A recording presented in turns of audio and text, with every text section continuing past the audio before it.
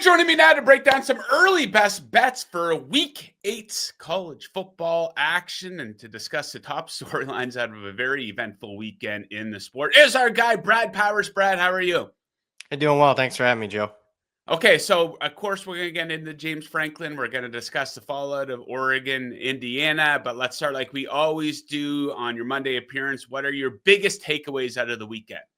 Yeah, maybe some under the radar takeaways here. USC beating Michigan, not only, significant on the scoreboard, but the way USC did it. They beat Michigan up at the line of scrimmage. They outrushed Michigan by more than 100 yards in that game, despite the fact USC lost not one, but their top two running backs in the game. They have a third string freshman coming in the game, have 150 yards. That was surprising. You hadn't seen USC win at the line of scrimmage in a Big Ten game in the last couple of years. So big win for USC, and they got another opportunity this week at Notre Dame. Another big game, Red River rivalry. Texas beats Oklahoma. Texas got bet to a favorite in that game, mainly because of Oklahoma's injury situation at quarterback. Jame plays, but is far less than 100%.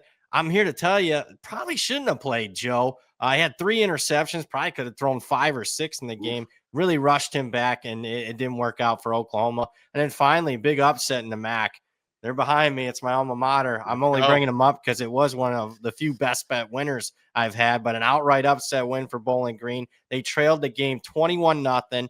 Bowling Green was 0-75 the last 20 years when trailing by 21 plus. And more importantly, Toledo on the other side, the team that they beat, they've lost 17 times outright as a favorite. Not in the last 10 years. We're talking the last 4+ seasons.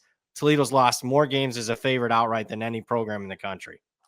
Okay, let's discuss some big news out of the weekend. Jame Franklin is out at Penn State. Now, we kicked around a couple of weeks ago after they lost to Oregon, and the overwhelming opinion was basically there's no chance they're going to move on. $50 million buyout, just insane. But here we are now, a couple of weeks later, 3 straight losses for Penn State. On a scale of 1 to 10, how shocked are you that Jame Franklin got canned? Well, if you'd asked me 3 weeks ago, I'd have put it at an 11. The old Spinal Tap speakers go to 11. I mean, they were number 3 in the country and were leading Oregon in overtime. And now you got a fired head coach. The buyout is a little bit less. It's still $40 million, but I was thinking it was in the $50 million range for that. But obviously, you lose outright not only to Oregon, but then back-to-back weeks you lose outright as a 3-touchdown plus favorite. Historic 2-week upset run against them. You already had the sentiment that you can't get over the mountaintop and win the big game. And then you lose the games that you should. And then I think what made it probably easier, unfortunately, Drew Allard, the quarterback, out for the season. Now Penn State, all of a sudden, national championship contender, to now probably fighting for their lives just to make a bowl game. That probably made it easier. And in the weeds, Joe, the rumors of the private equity being involved in the Big Ten, maybe those are more, not just rumors, and it made it easier to have the $40 million buyout. Okay, so Penn State, this is a very serious program, of course. Any predictions for what their next move could be when they make this next head coach hire?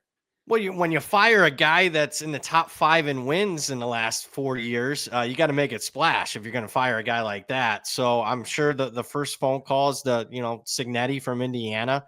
I don't know if he'll take that job, but you got to make that phone call. Urban Meyer's a big name. Maybe try to get him. Gruden is a name that gets floated out there, even though he's never been a college coach. You got to make a big splash when you fire a guy like Jame Franklin. I think the most likely and favorite right now, it's not going to make a lot of people happy, but he's the favorite in the betting markets, and he's got association with the school. He played at Penn State, and he's very familiar with the athletic director, Matt Rule from Nebraska. Ooh. I think that's the most likely hire. Okay. Do you think Franklin could get an opportunity with another big program or maybe head out to the NFL? Yes, I do. He'll be at a Power 4 job. I mean, the guy is averaging 10 wins a year the last 3-4 years. He was a play away from making the national championship game last year. So, yes, he won't be out of coaching long. Okay, the big game out of the weekend, surprise to many. Indiana takes on Oregon 30-20. A really tight game through 3.5 quarters. Dante Moore sacked 6 times, threw a couple picks. So let's start with Oregon. Now 6 on the national championship futures odds board at 12-1 at FanDuel as of this morning. How much, I know you think quite highly of them, how much does your opinion of them change after that loss, if at all? Well, I mean, it should change. I mean, they're a touchdown favorite. They lose at home. Longest home winning streak snapped. Indiana, the team they're playing, had 0 top 5 wins as a program. So an historic win for Indiana, an historic loss for Oregon. You get a pick 6 in the game, Oregon, and still lose by 10. Get beat up at the line of scrimmage. I will say, you look at the remaining of their schedule, they're going to be favored in all those games. I'm not super confident that they'll win them all. At Iowa certainly looks tougher. USC looks tougher after they beat Michigan. At Washington, Washington's playing well. They're still going to be a playoff team, but the chances of and my confidence level of them going and winning 3-4 playoff games certainly took a major hit on Saturday. Okay, let's discuss the other side of it. Indiana, historic win, like you said. This puts them in a great spot. They're 4th on the national championship futures odds board at plus 950. 6-0, no ranked opponents left. How serious are they to go on a championship run here, Brad?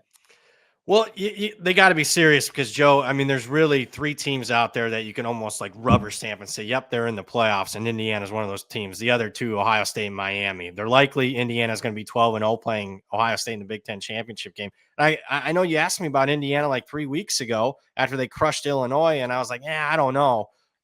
3 huge swings went their way here in the last few weeks. The Iowa game. I think people forgot about this game. Iowa gets a first down. They can line up and kick a field goal on the final play of the game to win the game over Indiana. Iowa doesn't get a first down. They settle for a longer field goal. They missed the field goal. Indiana hits a touchdown. They beat Iowa. So a game that was probably less than 50% chance of winning went their way. And then on top of it, they win a game outright as a touchdown plus underdog at Oregon. Surprise, especially to me. And then Penn State, they had to play Penn State on the road. You could have bet this game just 2 weeks ago, and Penn State was more than a touchdown favorite in that game. Now, all of a sudden, Penn State fires their coach, loses their starting quarterback. Indiana gets a big win, and now Indiana's going to be more than a touchdown favorite in that game. So 3 huge swings go their way. Now, all of a sudden, they are rubber stamped. They're in the playoffs, and they are a serious threat to win it all. Okay, so a lot of teams that people thought were going to be serious contenders this season have underachieved, and this has left the door open to a lot of teams to be in the mix here to get into the playoff. Who is a team that has plus money odds to get into the playoffs that you think is a good bet?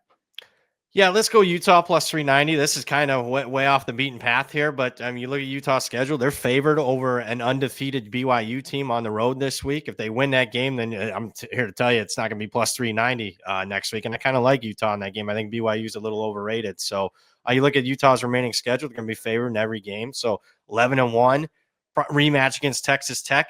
They could probably even lose that game provided it's close and still make it to the playoffs because the SEC and Big Ten teams are going to beat each other up. So an 11-1 Utah team in the regular season likely in with their only loss being the Texas Tech. Okay, Brad, it is now time for best bets. Let's get into them. You got 2 of them, a couple of dogs here. Let's start with Old Dominion plus 2.5. Why do you like them to cover this number?